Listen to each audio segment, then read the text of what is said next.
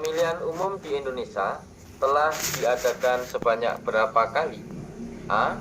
9 kali, B. 10 kali, C. 11 kali, D. 12 kali, E. 13 kali. Jawaban yang tepat adalah D, yaitu 12 kali. Soal nomor 2. Sistem pemilu digunakan untuk mengkonversi suara rakyat menjadi suara kursi. Setiap sistem pemilu setidaknya memerlukan 5 unsur, yaitu kecuali A. Formula pembagian kursi atau penetapan calon terpilih, B. Pola pencalonan, C. Besaran dapil dan ambang batas, D.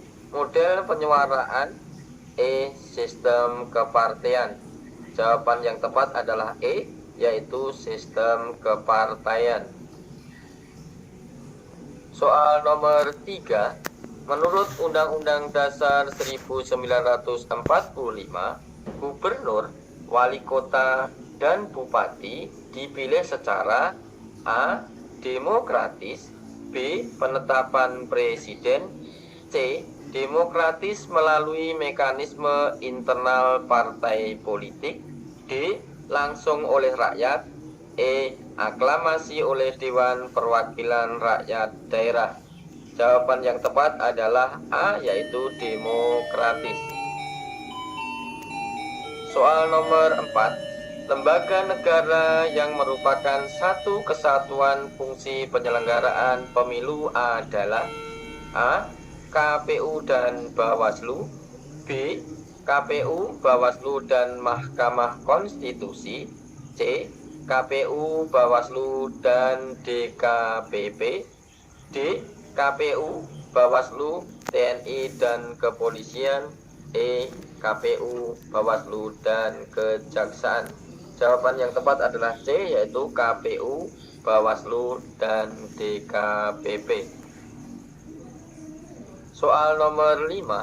Asas pemilihan umum menurut pasal 22E Undang-Undang Dasar 1945 adalah sebagai berikut. Kecuali A. Adil, B. Bebas, C. Rahasia, D. Terbuka, E. Langsung. Jawaban yang tepat adalah D, yaitu terbuka. Soal nomor 6. Berikut ini adalah prinsip dalam penyelenggaraan pemilu sebagaimana diatur dalam Undang-Undang Nomor 7 Tahun 2017. Kecuali A. Mandiri, B. Tertib, C. Efisien, D. Berkepastian hukum, E. Kredibel. Jawaban yang tepat adalah E, yaitu kredibel. Soal nomor 7. Menurut Undang-Undang Dasar 1945 Pasal 22E, pemilihan umum diselenggarakan oleh Komisi Pemilihan Umum yang bersifat A. Nasional, tetap, dan mandiri, B. Profesional, C. Efektif dan efisien, D. Proporsional, E. Tertib dan terbuka. Jawaban yang tepat adalah A. Nasional, tetap, dan mandiri.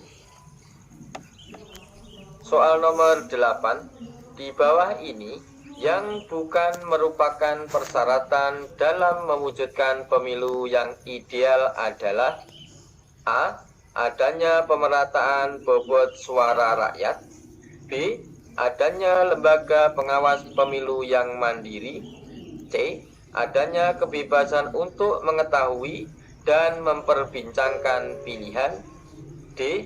Adanya kebebasan untuk memilih, E. Adanya prosedur pencoblosan dan perhitungan suara serta pelaporan hasil perhitungan suara secara akurat. Jawaban yang tepat adalah C. Adanya kebebasan untuk mengetahui dan memperbincangkan pilihan. Soal nomor 9. Hingga saat ini, perubahan Undang-Undang Dasar 1945 telah dilakukan berapa kali? A.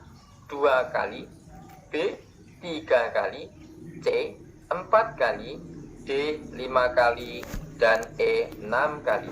Jawaban yang tepat adalah C, yaitu 4 kali. Soal nomor 10.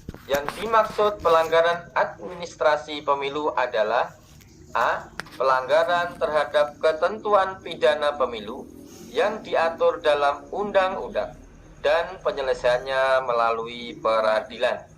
B. Pelanggaran terhadap pelaksanaan tahapan penyelenggaraan pemilu. C. Pelanggaran terhadap kode etik pemilu yang ditetapkan oleh KPU dan Bawaslu. D. Pelanggaran pemilu yang penanganan dan penyelesaiannya dilakukan oleh Peradilan Tata Usaha Negara. E. Pelanggaran yang meliputi tata cara, prosedur, dan mekanisme yang berkaitan dengan administrasi pelaksanaan pemilihan dalam setiap tahapan penyelenggaraan pemilu di luar tindak pidana pemilihan dan pelanggaran kode etik penyelenggaraan pemilu. Jawaban yang tepat adalah E, yaitu pelanggaran yang meliputi tata cara, prosedur, dan mekanisme yang berkaitan dengan administrasi pelaksanaan pemilihan dalam setiap tahapan penyelenggaraan pemilu di luar tindak pidana pemilihan dan pelanggaran kode etik penyelenggaraan pemilu. Soal nomor 11. 1. Penggunaan anggaran pemerintah daerah untuk kegiatan kampanye. 2. Keterlibatan tokoh masyarakat dan ketua organisasi sosial. 3. Keterlibatan ASN dan TNI atau Polri dalam kampanye. 4.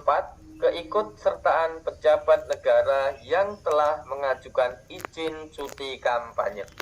Yang merupakan pelanggaran pemilu adalah A. 1 dan 2, B. 1 dan 3, C. 2 dan 3, D.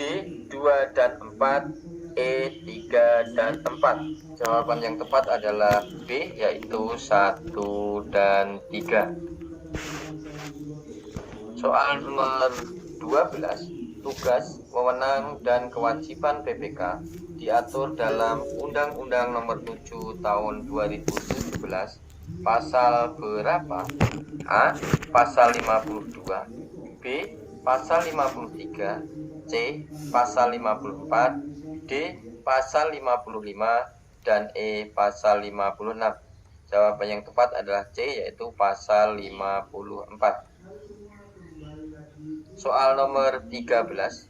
Dalam hal partai politik atau gabungan partai politik menarik calonnya atau calonnya mengundurkan diri, maka A. Partai politik atau gabungan partai politik yang mencalonkan dapat mengusulkan calon pengganti. B. Partai politik atau gabungan partai politik yang mencalonkan tidak dapat mengusulkan calon pengganti. C. Partai politik atau gabungan partai politik yang mencalonkan didiskualifikasi. D. Partai politik atau gabungan partai politik yang mencalonkan dapat mengganti calon dengan surat pernyataan. E. Partai politik diperbolehkan mengusulkan kembali.